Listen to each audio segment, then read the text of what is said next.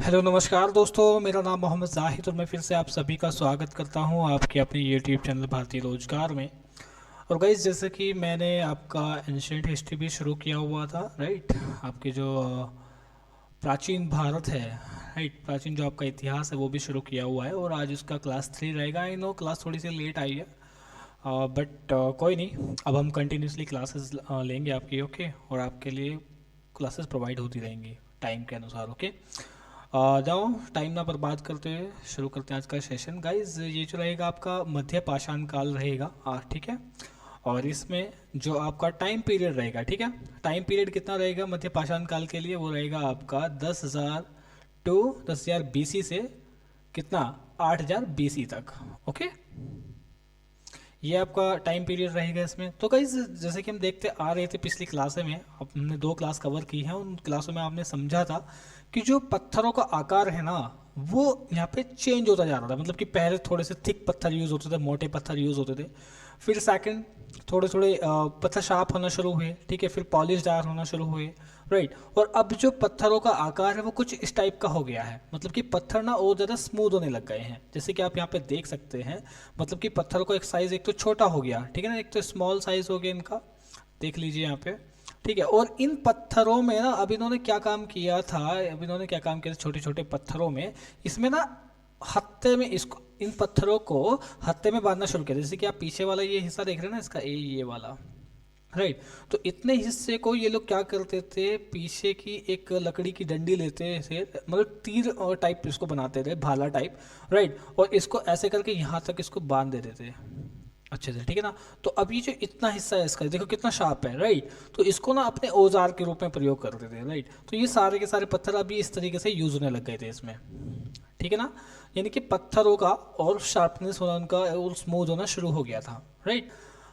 अब यहाँ पर इन्होंने एक काम और शुरू किया था, बड़ा ही इंपॉर्टेंट काम है। अगर आपसे क्वेश्चन आए डायरेक्टली, देखिए लेक्चर बहुत छोटा सा रहेगा ये, ओके। लेक्चर बहुत छोटा सा रहेगा, तो आपको पता होना चाहिए कि मध्य पाषाण काल में एक काम बहुत इंपॉर्टेंट शुरू हुआ था। वो हुआ था क्या, आपका लेदर को सिलना, ओके। और सिल करके उसे बाल्टी या थैला टाइप कुछ बनाते थे।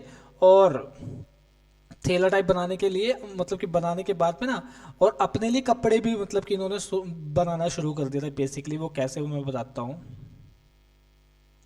मतलब कि देखिए, अब यहाँ पे इन्होंने लेदर को सिलना शुरू किया था। कैसे कैसे लेदर, ये देखिए यहाँ पे आपको दिखाई दे रहा होगा, ये सब चीज़ें कैसे लेदर को सिल रखा है इन्होंने, ठीक है ना। मतलब कि इतना छोटा पत्थर का, पत्थर को इतना बारीक करके इन्होंने यूज़ करना स्टार्ट कर दिया था कि उसने सिलाई भी कर सकते थे। आप देख पा रहे हैं ना, देखिए ये थैला टाइप कुछ बना रही हैं समथिंग, राइट। और ऐसे करके अपने कपड़े भी इन्होंने बनाना शुरू कर दिए थे। पहले तो मतलब कि कैसे ही रहते थे आपको पता ही है लोग, मैंने थंबनेल में भी लगाया हुआ है, ठीक है। मैं उसके बारे में ज़्यादा डिस्कशन नहीं करूँगा, राइट। तो इन्होंने क्या काम किया था, लेदर से अब इन्होंने ये बनाना शुरू कर दिया था बाल्टी टाइप, राइट। लेदर को सिलना शुरू कर दिया था। और आगे चल करके वो बहुत ही इंपॉर्टेंट आपके लिए क्वेश्चन बनता है आगे चल करके कि डोमेस्टिकेशन, मतलब कि जो आपका आदि मानव था उसने पशुपालन कौन से काल में, कौन से पीरियड में स्टार्ट किया था, राइट। तो वो स्टार्ट किया था इन्होंने कब, मध्य पाषाण काल में, यानी कि मेसोलिथिक एज में, राइट। यानी कि डोमेस्टिकेशन, जानवरों को पालना शुरू कर दिया था। दूसरी बात ये कि मछली पालन इंपॉर्टेंट है, क्वेश्चन आ सकता है आपका इंडिविजुअल तरीके से, राइट, कि मछली पालन कब स्टार्ट हुआ था, वो भी आपका मध्य पाषाण काल में ही स्टार्ट हुआ था, ओके। और इनकी जो इंपॉर्टेंट साइट्स थी, ठीक है, वो साइट्स कौन कौन सी थी आपसे पूछा भी जा सकता है, ठीक है। सारे क्वेश्चन इंपॉर्टेंट रहते हैं।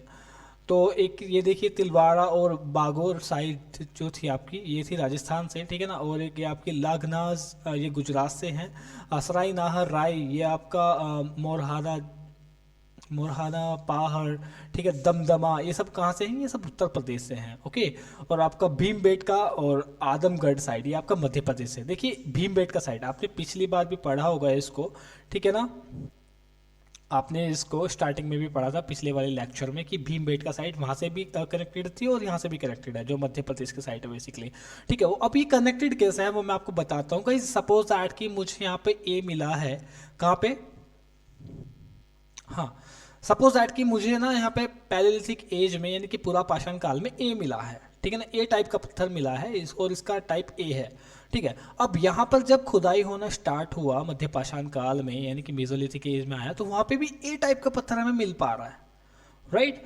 अब जब हमें ए टाइप का पत्थर ऑलरेडी कहाँ से हमें भीमबेटका साइड से मिल चुका है, अब ए टाइप का पत्थर हमें यहाँ से भी मिल रहा है, तो इसका मतलब ये है कि ये जो जगह है ना, ये जो जगह हमें मिली है, ठीक है, ये जगह हमें जब पत्थर हमें यहाँ पे मिला था भीमबेटका साइड में, ठीक है ना, वही पत्थर हमें इन वाली जगहों में भी मिल रहा है। तो कहीं ना कहीं जो आपका भीमबेटका साइट है वो यहाँ से भी कनेक्टेड है, यानी कि ये लोग यहाँ से आदान प्रदान करते थे, यहाँ भी इस टाइप के लोग रहते थे, ठीक है ना। तो इस तरीके से कनेक्टेड हो जाती हैं। ओके, सेम तरीके के टूल्स मिलना दूसरी जगह पर भी, तो वो आपस में फिर कनेक्शन बनता है, राइट। तो इस टाइप के से बनता है। तो यही मैंने चीज़ यहाँ पे लिखा है कि इंपॉर्टेंट ये है कि भीमबेटका यहाँ से भी कनेक्टेड थे, ठीक है, और बिकॉज यहाँ पर भी सेम माइक्रोवेव मिले हैं जो कि भीमबेटका से मिले थे, राइट। तो इस तरीके से आपस में कनेक्टेड होती है। तो गाइज ये आपका छोटा सा लेक्चर था किसके अबाउट में, आपका ये पूरा पाषाण काल के अबाउट में।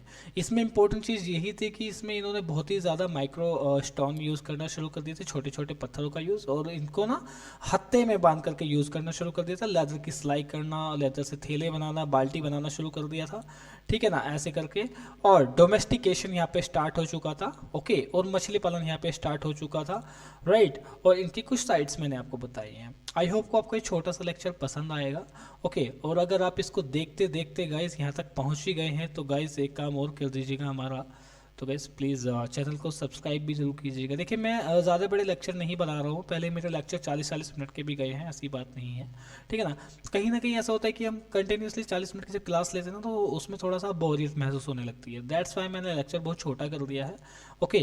तो आप जब यहाँ तक आ ही गए तो गाइस चैनल को प्लीज़ गाइस सब्सक्राइब कीजिएगा। आपको अच्छा लगता है वीडियो तो प्लीज़ लाइक भी कीजिएगा, कमेंट कर दीजिएगा एक दो, अच्छा बुरा जो भी आपको लग रहा हो।